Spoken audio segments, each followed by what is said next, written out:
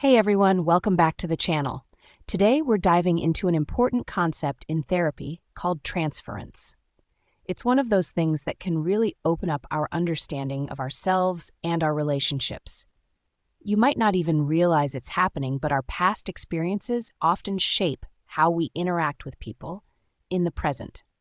So let's break it down and see how transference works, why it's important, and how it plays out in therapy. Transference is when you unknowingly redirect emotions and feelings you had towards someone in your past, like a parent, a teacher, or an old friend, onto someone in your present life. It often happens with authority figures, like a therapist or even a boss. Let me give you an example. Imagine you start a new job, and without realizing it, you begin to feel the same frustration you had with a strict teacher from your childhood whenever you interact with your new boss. That's transference at work, where old feelings pop up in a new situation without you even noticing. There are different types of transference, and some can be more challenging to work through than others. One type is when you're able to recognize that your feelings don't really fit the current situation. Let's say you're angry at your therapist, but you realize that this anger actually comes from feelings toward a critical parent. Recognizing this pattern is powerful because it opens up the door to talking about it in therapy and resolving it.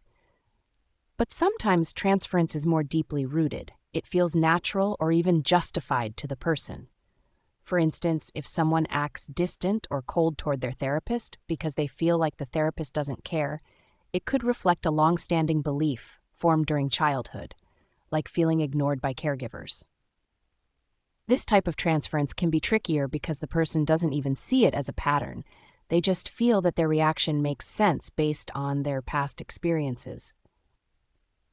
A big part of therapy is identifying these patterns and exploring where they come from. Therapists often notice these reactions during sessions and can help the person see how these behaviors and emotions are being carried over from past relationships. But it's not always easy. Sometimes people resist facing these past emotions or memories, especially when they bring up uncomfortable feelings. Resistance often shows up when the person avoids certain topics or behaviors that block the flow of conversation. For example, you might try to talk about a painful memory, but suddenly you find yourself cracking jokes or changing the subject without realizing why.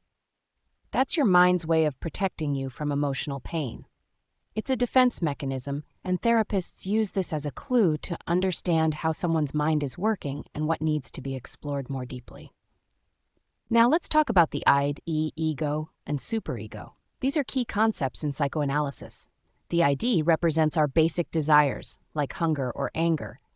The ego is the rational part that tries to balance those impulses with reality, while the superego is like your internalized rulebook of morals and values.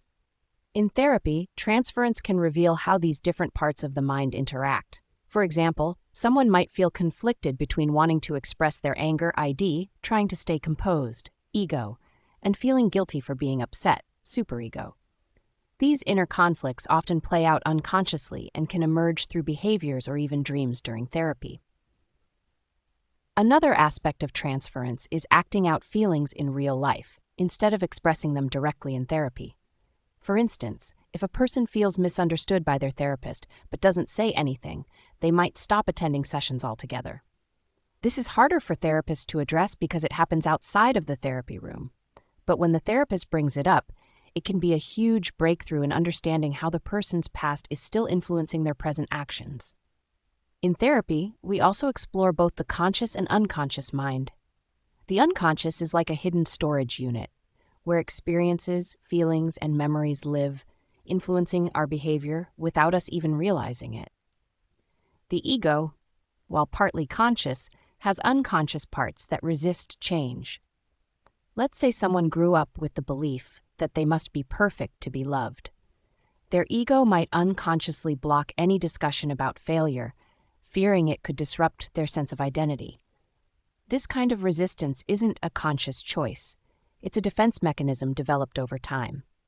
Ultimately, the goal of therapy is to help people bring these unconscious patterns into awareness. Once you recognize how past experiences are influencing your present behavior, you can make healthier, more intentional choices.